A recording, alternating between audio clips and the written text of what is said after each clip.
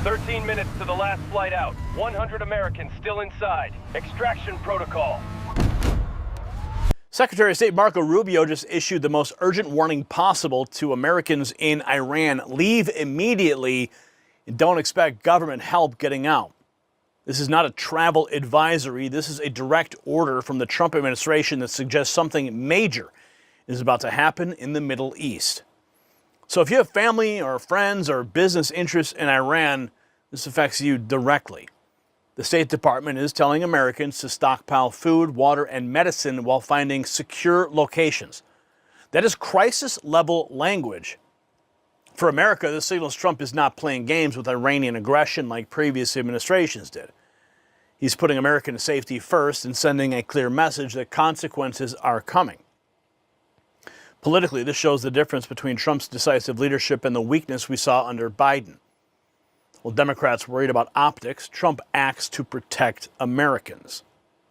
And speaking of major developments that are happening right now, while everyone's watching Iran headlines, the Trump administration quietly released a document reshaping America's mining future. You know, this is real. It's happening now under Executive Order 14241. This is not just mining, it's national security. An official report has now revealed that China controls over 80% of critical mineral processing. You probably didn't even know that. You see, that's dangerous dependence that Trump is ending. Now, Vizsla Copper sits at the center of this transformation. Their Panuco project in Mexico isn't just another mining operation. It's America's answer to Chinese mineral dominance. As Trump rebuilds American strength, companies like Vizsla become essential to our independence. While Iran creates chaos, smart money recognizes opportunity in American-controlled resources. And that's the kind of forward thinking that makes America strong again. There is a briefing that has been prepared just for you. You'll find it linked down below. We thank Vizsla Copper for supporting the Next News Network. But here's what the mainstream media won't tell you. This Iran warning comes just days after intelligence reports of increased Iranian military activity, and the timing not coincidental. Trump's team knows that something is coming, and they're getting Americans out before whatever happens next. This is exactly the kind of proactive leadership that puts America first. Iran's foreign minister says the country would strike U.S. bases if the United States attacks Iran. Speaking to Al Jazeera, he said Iran is ready for nuclear-focused talks but will not give up uranium enrichment, calling it a legal right. The Iranian foreign minister says if the U.S. attacks their country, then they will retaliate with strikes on U.S. bases. Iran's foreign minister made those statements to Al Jazeera Saturday after weeks of heightened tensions as U.S. warships moved into waters near Iran. Although Iranian officials have stated they are ready for nuclear-focused talks, they have maintained they will continue to use nuclear enrichment for civilian use. Talks between representatives for the U.S. and Iran are expected to take place this week. Why have we insisted on enrichment so much, and are we not willing to give it up even if war is imposed on us? Because no one has a right to tell us what we should and shouldn't have. This is based on the principle of negation of domination. I have the right to enrich according to the law. It is up to me whether I exercise this right or not. The fact that it was said over the years that you don't have the right to enrich, zero enrichment, why? Because we are concerned. Well, if you're worried, we are prepared to address concerns. If there are questions, we answer. If there is no trust, we create trust. Both countries have responded to initial diplomatic talks, calling them positive. We'll see how positive they are, but of course, when you have warships off of your coast, you better hope you have some positive momentum. Iran's escalating threats set the stage perfectly for what comes next. Washington's immediate response to protect Americans in harm's way. U.S. Embassy warning American citizens to leave Iran. This is the official notice. Increased security measures, road closures, public transportation disruptions, internet blockages are ongoing. The government of Iran continues to restrict access to mobile, landline, and national internet networks. Airlines continue to limit or cancel flights to and from Iran. U.S. citizens should expect continued internet outages. Plan alternative means of communication, and if safe to do so, consider departing Iran by land to Armenia or Turkey. So that is the official State Department warning from the embassy, just the tip of the iceberg. Now the full scope of the emergency directive. The U.S. virtual embassy in Iran has issued an urgent leave immediately alert for all American citizens in the country due to a rapidly deteriorating security environment. Americans are urged to leave now via commercial flights or cross land borders. This breaking alert gives us the who and what, but the next source reveals the critical how Americans are being told to escape. War would be the perfect distraction from the Epstein files for Trump, says Summit. Yeah, of course. That's really what it's about. They write here, the head of Ukrainian modeling agency Line 12 provided women for Jeffrey Epstein. She's the only person that knows everything. Apparently, emails now surfacing. Of course, wild speculations, but let's cut through the noise, get back to the core. U.S. Embassy tells the American citizens there to leave Iran now. Have a plan for departing Iran. It does not rely on U.S. government help. Flight cancellations and disruptions are possible with little warning. Check directly with your airline for updates. If you cannot leave, find a secure location within your residence or another safe building. Have a supply of food, water, medications, and other essential items, and avoid demonstrations. Keep a low profile. Stay aware of your surroundings. Monitor local media for breaking news. Be prepared to adjust your plans. Keep your phone charged. Maintain communications with family and friends to inform them of your status. Story is gaining traction across news outlets. Let's hear how Fox is framing this. Right now is retired General, four-star General Jack Keane, Fox News' senior strategic analyst and chairman of the Institute of Study of War. General, these talks start. I always say to myself, why are we even having them? Well, I agree, Brian. I think the idea of making a deal with Iran when they're at the weakest point they've ever been in their 45-plus year history, politically, economically, and militarily, and this was all done by a combination of the strike that the Israelis and the United States made on Iran, certainly, and also you can see how frustrated the people are and the act of desperation that the Iranians demonstrated by mowing down these people by the thousands to preserve this regime is extraordinary in and of itself. That was of historic proportions.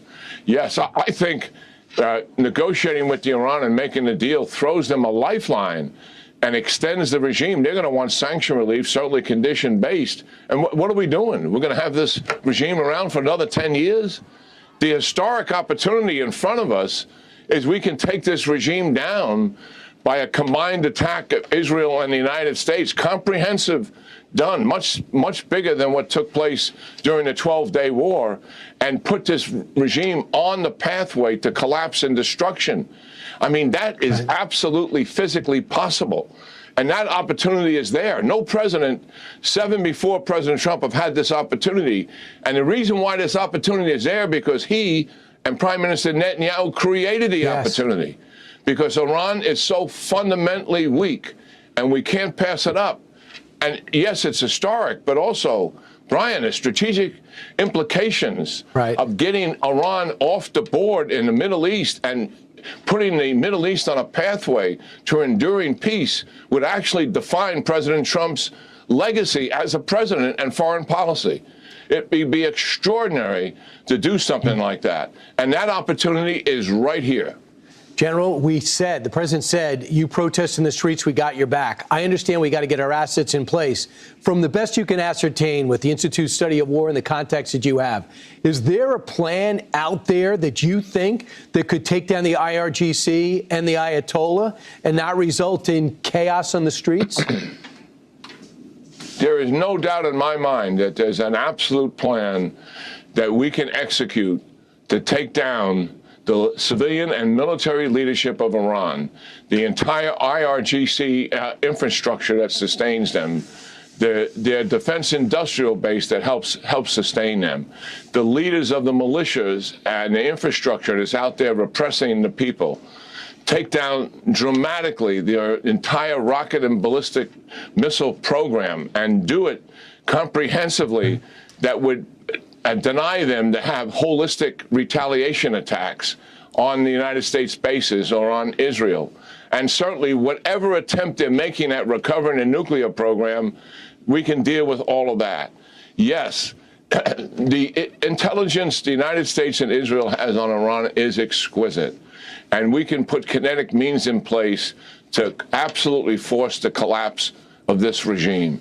That's the pathway forward. And then what is ever left, whatever the remnants are, in terms of what has happened in Venezuela, may be an example. It's not a clear analogous example. Then you have an opportunity to deal with them and negotiate with them when you have unbelievable leverage to get the outcome you desire as a result of a comprehensive Israeli and United States attack. The president knows all of this. I believe that's the path we will be ultimately on. General, they've been a problem killing Americans since 1979, taking hostages, and it's just gotten worse from there. We've tried talking. It's not worked. We tried containing. It has not worked. This seems to be the only option, and I hope the president realizes that, because he did promise the people in the streets that we did have their back, and 30,000, it looks like, were slaughtered. General Jack Keane, thanks so much. Yeah, great talking to you guys. Have a wonderful weekend. Yep. Speaking of the weekend, we're going to be live on Sunday. As the warning spreads through major media voices, we're about to see the highest levels of government, how they're responding.